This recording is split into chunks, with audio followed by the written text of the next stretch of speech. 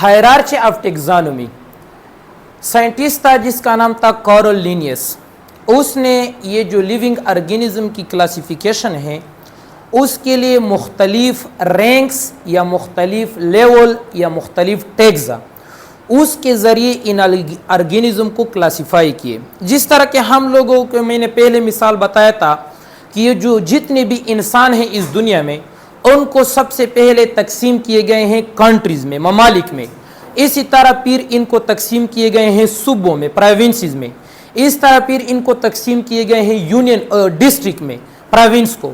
फिर डिस्ट्रिक्ट को तकसीम किए गए हैं विलेज कौंसल में, यूनियन कौंसल में, तहसील कौंसल में, फिर विलेज कौंसल। विलेज कौंसल के बाद फैमिली, फैमिली के बाद एक ही माँ और बाप को ये क्लासिफिकेशन आ जाता है। तो इसी तरह जो कार्ल लिनियस था उसने इन ऑर्गेनिज्म का जो क्लासिफिकेशन की है उसके लिए जो लेवल बनाए हैं, जो टैग्स बनाए हैं वो ये हैं। जो सबसे लार्जेस्ट टैग्स था वो था किंगडम, इसके बाद फाइलम, इसके बाद क्लास, फिर ऑर्डर, फिर फैमिली, जेनस, स्पीशीज। स्पीशीज जो है ना वो सबसे इंतहाई स्मॉलेस्ट यूनिट था क्लासिफिकेशन का और बेसिक यूनिट था क्लासिफिकेशन का, यानी कि a group of similar organisms which can freely interbreed and produce fertile offspring are called a species। Species के लिए ये दो कंडीशन, ये दो शराइत का होना जरूरी है कि एक स्पीशीज के जितने भी ऑर्गेनिज्म होते हैं वो आपस में आजादाना तौर पर मेल मिलाप भी कर सकेंगे और इसके नतीजे में वो फर्टाइल ऑफस्प्रिंग, ऐसे बच्चे पैदा करेंगे जिसमें मजीद बच्चे पैदा करने की सलाहियत हो। मिसाल के तौर पर अगर हम लोग मेल डंकी और फीमेल हर्स को मिलाएं तो इनसे तो बच्चे पैदा हो सकते हैं, इंटरब्रीड भी कर सकते हैं, लेकिन उनके नतीजे में जो बच्चे पैदा होंगे वो क्या होंगे? वो इनफर्टाइल होंगी। म्यूल इनफर्टाइल है, उसमें मजीद बच्चे पैदा करने की सलाहियत नहीं है, लिहाजा डंकी और हर्स एक स्पीशीज से ताल्लुक नहीं रखता। स्पीशीज के लिए यह शर्त होना जरूरी है कि वो फ्रीली इंटरब्रीड भी करेगा और इसके नतीजे में जो बच्चे पैदा होंगे वो भी फर्टाइल होंगे। फर्टाइल का मतलब कि उसमें बच्चे पैदा करने की सलाहियत होंगी। It is the smallest and basic unit of classification. Classification का सबसे छोटा यूनिट, इससे छोटा क्लासिफिकेशन का यूनिट फिर भी नहीं है, स्मॉलेस्ट भी है और बुनियादी यूनिट क्लासिफिकेशन का है वो स्पीशीज है।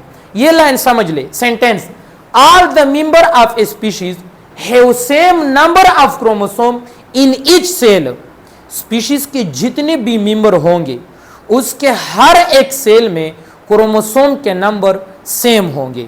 मिसाल के तौर पर एक आदमी है वो बड़ा है और एक आदमी है वो साइज में छोटा है, या एक आदमी है वो इंटेलिजेंट है और एक आदमी है वो डल है, उसका दिमाग अच्छी तरह काम नहीं करता, तो इसका मतलब ये नहीं है कि इंटेलिजेंट वाले में क्रोमोसोम ज्यादा है और जो कमजोर है उसमें क्रोमोसोम कम ही नहीं। सारे के सारे जितने भी मेंबर होंगे सारे के सारे में क्रोमोसोम के नंबर एक जैसे होंगे, ख्वाह वो मुसलमान हो, अमेरिका से ताल्लुक रखता हो, इंडिया से ताल्लुक रखता हो, पाकिस्तान, जितने भी इंसान हैं सारे के सारे इंसानों में क्रोमोसोम के नंबर उनके सेल में एक जैसे होंगे। एक बात ज़हन में याद रख लें, अगर कोई आपसे पूछ ले कि फलां आदमी इतना बड़ा है और एक आदमी इतना छोटा है, उसमें क्रोमोसोम के नंबर सेम होंगे कि डिफरेंट? नहीं नहीं नहीं, ये बात गलत हो गया।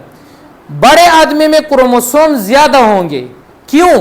क्योंकि उनमें सेल ज्यादा होते हैं। मिसाल के तौर पर मैं आप लोग को बताता हूं, एक बड़ा आदमी है उसमें 5 सेल हैं और एक छोटा आदमी है उसमें 3 सेल हैं, और हर एक सेल में क्रोमोसोम की तादाद कितनी होती है? 46। तो इसमें क्रोमोसोम कितने हो गए? 230 क्रोमोसोम हो गए, और इसमें कितने हो गए? 6 3 18 और 4 3 138। इसमें 138 क्रोमोसोम हो गए और इसमें 230 हो गए। क्रोमोसोम किस में ज्यादा हो गए? जो बड़ा आदमी है क्रोमोसोम उसमें ज्यादा होते हैं, लेकिन मैंने यहां पे ईच सेल का बात लिखा है। सेल में क्रोमोसोम का नंबर क्या होगा? कांस्टेंट होगा, उसमें क्रोमोसोम के नंबर चेंज नहीं हो सकते। एक ही स्पीशीज के जितने भी मेंबर होंगे उसमें क्रोमोसोम के नंबर सेम होंगे। लेकिन एक और बात ज़हन में याद रख ले, बास स्पीशीज ऐसे होते हैं जिसमें दो स्पीशीज होते हैं, मुखालिफ स्पीशीज होते हैं, लेकिन उनमें क्रोमोसोम के नंबर सेम होते हैं। जिस तरह के मंकी में भी 48 क्रोमोसोम है और पोटैटो में भी 48 क्रोमोसोम है। तो यहां पे हम क्या कर सकते हैं, वहां पे उसके लिए फिर ये शर्त का होना जरूरी है, फर्टाइल और इंटरब्रीड का शर्त। स्पीशीज के लिए तीनों शराइत का होना जरूरी है। इंटरब्रीड भी कर सकेंगे, फर्टाइल ऑफस्प्रिंग भी पैदा करेंगे और उसमें क्रोमोसोम के नंबर भी सेम होंगे। और ये जो डिफिनीशन है ये सिर्फ सेक्सुअल रिप्रोड्यूसिंग ऑर्गेनिज्म के लिए है। एसेक्सुअल के बारे में फिर इंशाल्लाह फिर कल पढ़ाऊंगा। ओके।